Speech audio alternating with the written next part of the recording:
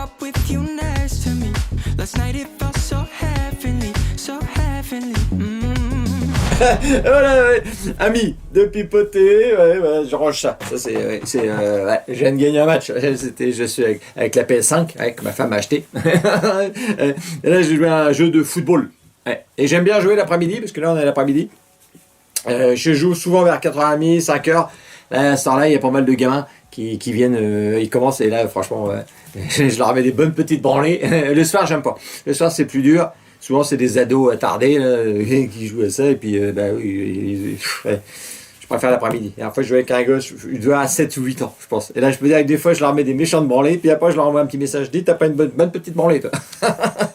Ah ouais, je suis comme ça. Voilà, bon, allez, bon, c'est parti pour le JT du dimanche 28 janvier 2024, hein. Ça avance. Donc juste la semaine dernière, j'ai fait une petite vidéo où j'avais montré l'électricité avec Gilux, le jeu de l'électricité. Donc je remercie, c'est une vidéo que j'avais vue sur le Média 442.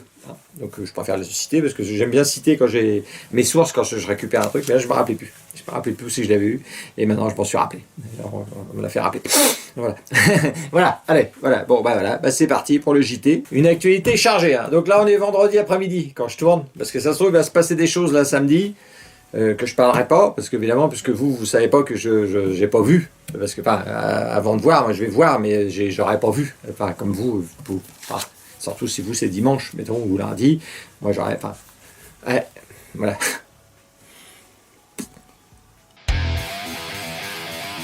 Alors, agriculteur, paysan QTRE, bouseux, voilà, on va faire un thème là-dessus, on va en parler un petit peu, parce qu'évidemment c'est l'actu.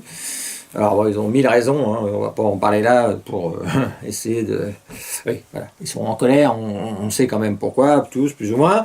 Et donc, voilà, il y en a qui tweetent pendant cette période, et dont encore une de mes préférées, Sandrine Rousseau, voilà, je crois qu'elle a le tweet assez facile, hein, et vous avez vu ce qu'elle a tweeté, hein. Ce que font les agriculteurs depuis 2 jours, ça faisait 2 jours. Hein. Explosion dans un bâtiment, une personne tuée, rail dégradé, et le silence du gouvernement est absolument incroyable. Putain. Ah, vache. Je lui rappelle quand même, c'est qu'il y a un paysan, il se suicide tous les 2 jours. Je sais pas si... Mais c'est vrai que... Quand tu chies par la bouche, c'est vrai que tu dis de la merde, ça c'est sûr. Hein. Et apparemment, t'en écris aussi, quoi. C'est ça, c'est... Et puis, évidemment, t'as beau écrire de la merde, au bout d'un moment, ça pue quand même. Et du coup, ce tweet, évidemment, elle l'a retiré, parce que, tu vois, c'est... Évidemment, elle devait sortir chez elle, elle dit, putain, ça pue la merde, là, non c'est moi. Ouais, voilà, tu vois, et elle a retiré. Alors, je remercie quand même ceux moi, je les connais pas, mais ceux qui ont pris un petit screen vite fait du tweet avant qu'il soit retiré. Là, ouais, là, on est vraiment dans la fausse sceptique. Là, c'est une dégueulasse, là. C'est sûr. Là, oui, faut arrêter. Alors, là, on a vu beaucoup de reportages. Hein. Moi, j'ai regardé un petit peu tout ça pour voir un petit peu les problèmes des paysans. Donc, il y a vraiment des normes, déjà, écologiques, complètement absurdes et extravagantes, ça, c'est sûr.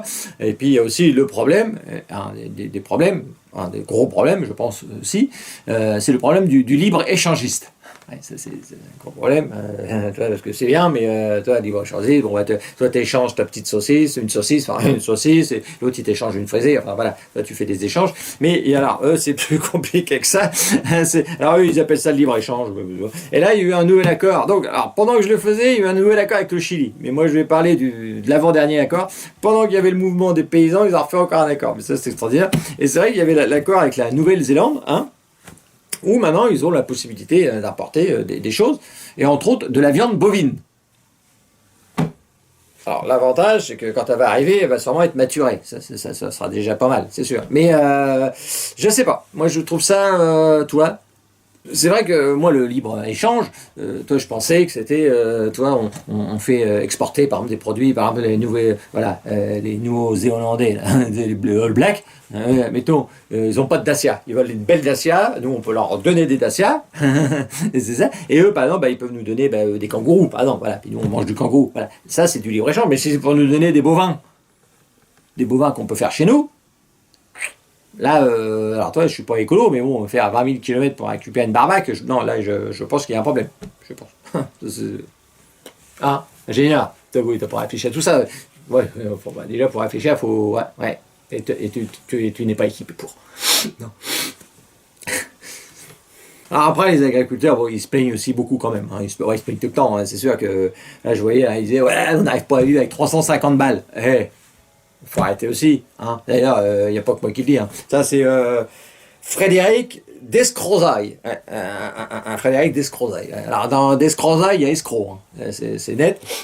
Écoutez ce qu'il disait lui. Oui, il est d'accord avec moi. Je vais dire quelque chose qui va peut-être vous choquer, mais il y a des agriculteurs, c'est pas la majorité de ceux qui gagnent 350 €, mais il y en a qui gagnent 350 € et qui vivent bien, parce qu'ils capitalisent.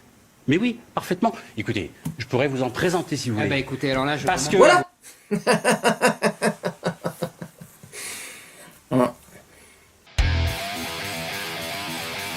Alors, là, on commence avec Macron. Je sais pas si vous avez vu Macron. Hop, il y a une personne qui a fait un malaise, encore une fois, un malaise devant un discours de Macron. Regardez, c'est vrai. Il y a à peine 1 an et demi, il faut mettre une chaise. C'est normal, ça arrive. Ah, vous avez vu maintenant, à chaque fois qu'il fait un discours, il y a quelqu'un qui fait un malaise. Ah oui, ça c'est... Il va devenir pire que le vaccin Covid-19. Oui. Chaque discours, ça va être myocardite sur myocardite. Ah oui, là, ça devient fou. Tu m'étonnes, en vrai. Bon, voilà, c'est tout. Là, on se retrouve avec le maire de Marignane. Hein. Vous avez vu, il veut équiper les enseignants de la ville de bombes lacrymogènes. C'est pour se défendre. Ben voilà, ça c'est le moderne. Hein. De toute façon, voilà, ça va évoluer. Hein. Je vous avais parlé du fameux petit char individuel. Hein. Ça, c'est le futur, évidemment. Bon, pour l'instant, on n'est qu'à la bombe lacrymogène. Après, j'imagine le taser. On aura sûrement après tous une calache, comme eux, évidemment, des petits brigands. Et puis après, on finira sûrement par le mini-char, hein, voilà, qui fera un gros succès, ça c'est sûr. Voilà. Bienvenue en France. Alors, là, Macron nous a fait un discours sur la natalité. Ça a été un gros sujet au début de semaine. Hein. Donc, lui, il nous avait dit, Macron, il veut un réarmement démographique. C'est ce qu'il a dit. Qu'on fasse des gosses. Bon, lui, il n'en a pas. Bon, pour se le cacher, on s'en fout. Ça nous arrange même plutôt. Hein. Mais un truc marrant, c'est que Sandrine Rousseau, elle a tweeté, évidemment, après sa déclaration, et elle a dit « La baisse de la natalité, elle tweet beaucoup, est une bonne nouvelle. » Bon, elle a eu 3 gosses, voilà. Bon, c'est son homme déconstruit qui va les élever et qui va s'en occuper sûrement, hein, il va faire la femme quelque part. Voilà. Par contre, c'est vrai que ça nous aurait arrangé qu'elle en fasse pas. Mais ça aurait été bien, c'est qu'elle s'applique à elle-même les pensées qu'elle a, quoi, toi. Mais bon, c'est pas comme ça que c'est fait. Voilà. Alors là, c'est un petit intermède. Voilà, on fait déjà des intermèdes. C'est vrai que vous êtes un KGO. Pour sortir, c'est pas toujours facile. Bon, si vous êtes musulmane, ça y va. Vous mettez une burqa, on vous voit plus. Mais voilà, si vous êtes non musulmane, comment on fait? Eh bien, regardez, ce petit créateur, il a pensé à vous. Voilà, c'est pour les femmes. On peut appeler ça des cajots. Hein. C'est comme ça qu'on les appelait de mon temps. Et voilà. Mais au moins, regardez ce petit costume qui est bien pratique.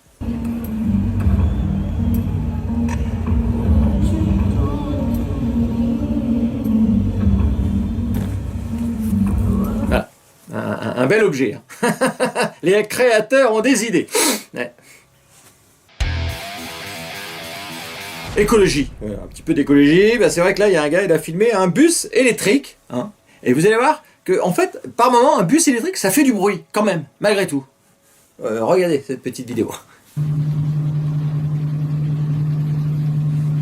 C'est le groupe électrogène.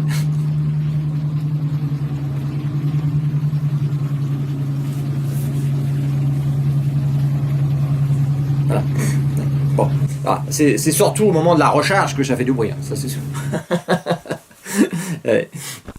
Alors là, on va parler de Bardella, vous avez vu, là, il a acheté des bottes toutes neuves, des bottes à caoutchouc. Ah oui. Là, il a fait la tournée des Grands-Ducs, là, les paysans, les QTRE, les pêcheurs. Oh là là, et là, il est sorti. Hein. C'est sorti, d'ailleurs, on voit plus Marine Le Pen. Je pense que c'était elle, normalement, qui...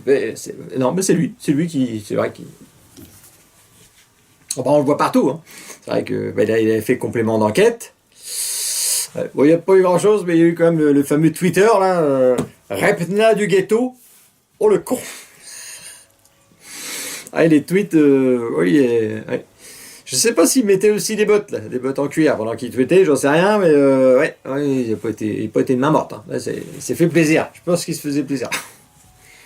Après, on ne sait pas si c'est lui, on ne peut pas savoir, hein, mais bon. Hein, Jordan, oh, petit filou. Oh, et oh. Bon, allez. Là, c'est le thème du choix des ministres. C'est vrai qu'il y a un truc qu'on ne sait pas, c'est comment ils sont choisis, les ministres. Hein, dans les coursives, dans les couloirs un petit peu sombres, on ne sait pas trop comment ils sont choisis, ça c'est vrai. Et bien, il y a Ségolène Royal qui l'a expliqué à la télévision française. Ouais. Elle l'a expliqué comment elle est devenue ministre de la famille. Ah! Con. Bon, écoutez-la. Voilà, j'ai oublié de nommer le ministre de la Famille. Bon. Donc toi, avec tes 4 enfants, tu feras la fête. C'est énorme. Voilà. Toi, avec tes 4 enfants, tu feras l'affaire. Allez hop. Voilà comment on se retrouve. Comment on retrouve une cruche ministre. Voilà. Et c'est comme ça que ça marche. Et c'est marrant, c'est parce qu'il y a aussi Frédéric Mitterrand, là, qui a parlé dernièrement, et il nous parle, est-ce qu'il faut beaucoup de qualité pour être ministre? Écoutez. Bon, je reviens sur Rachida Dati, Frédéric Mitterrand. Beaucoup disent ce matin, elle n'y connaît rien. Oui, elle ne connaît rien, mais c'est pas grave. Rachida, pas Radachi, Rachida Dati n'y connaît rien, mais c'est pas grave. Voilà. Du moment qu'elle a la bouche comme ça, à mon avis, ça c'est déjà un point assez important. Dans les temps qui courent. Ouais, je connais rien. Tu peux, au lieu de prendre un cheval de course, tu prends un âne ou une ânesse, et puis c'est pareil. Pour eux, c'est rien. Il n'y a pas de. Et c'est vrai que lui, je l'aime bien, Frédéric Mitterrand, je le connais bien depuis longtemps, et c'est vrai que c'est lui, il avait écrit un livre, il a écrit un livre même, qui s'appelle « La mauvaise vie ». Et du coup, j'ai lu un peu tout, parce qu'il y a un site où ils ont mis un gros passage, et c'est vrai que... il raconte son tourisme sexuel en Thaïlande. Je peux vous dire, il a défoncé du fion. Oui, ah oui, c'était un par soir. Il l'a raconté, mais j'ai lu, mais je l'invente pas, donc je m'en fous. Ah oui. Je veux dire que les Thaïlandais qui s'en souviennent encore, hein, et ils ont pas de mal à chier. Hein. Ah non, Frédéric Mitterrand, quand il partait en vacances là-bas, c'est lui qui dit, hein, il a kiffé, mais de folie. Ouais. Là, c'était... Et lui, bah, du coup, je l'aime bien. Ouais.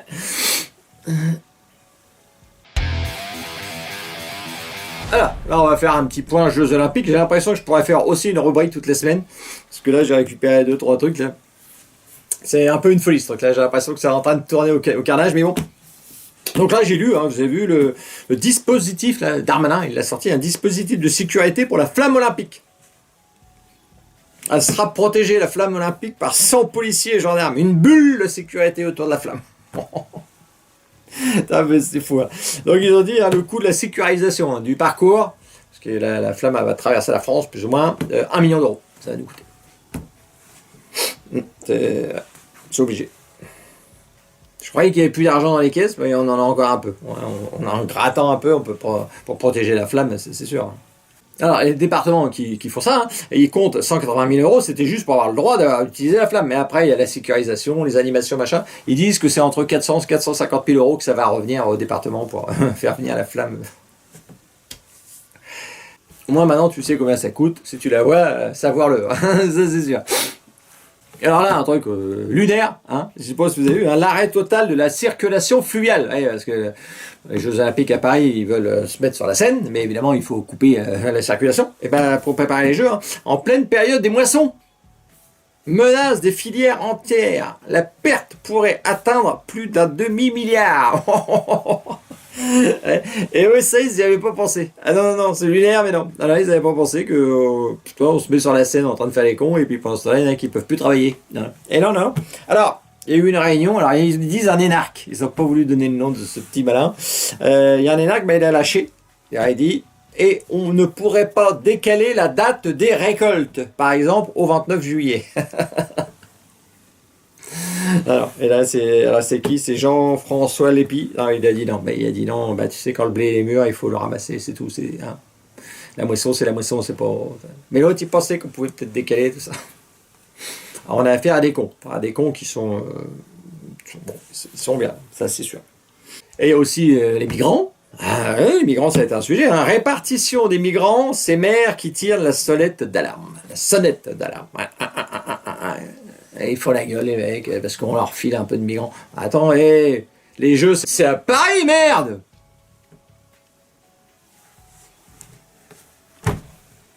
Et du coup, Anne Hidalgo, elle a dit, allez, les migrants, on les met un peu partout.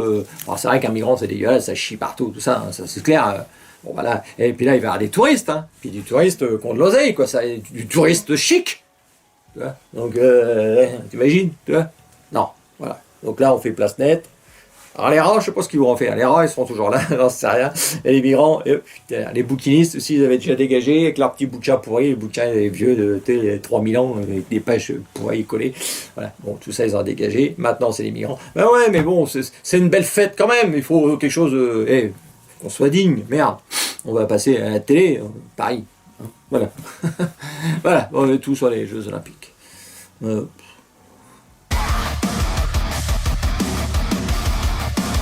Voilà, dans la petite rubrique, on va vous faire chier. Donc là, c'est officiel, donc je peux en parler. Hein, je sais pas si j'en avais déjà parlé, mais hein, la vitesse pourrait être abaissée, mais c'est pas pourrait, ça va être de 70 à 50 km/h dès cet automne. Après les Jeux Olympiques, ça y est, pareil, le périph' 50. Et c'est David Béliard qui l'a dit. Hein, le périph' parisien passera à 50 km/h.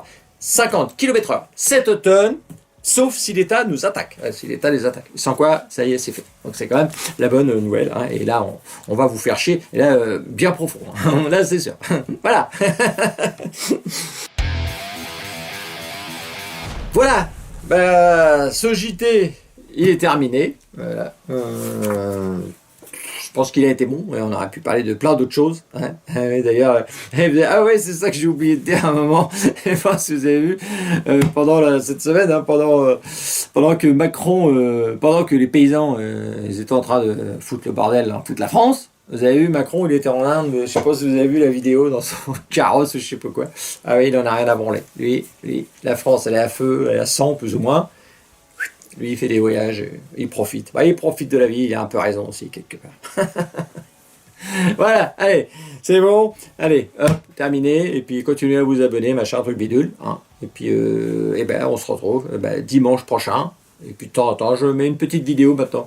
J'aime bien me faire ça, me faire plaisir. Voilà. Et sur quoi on se retrouve dimanche prochain. Facebook, 18h. Et YouTube, midi.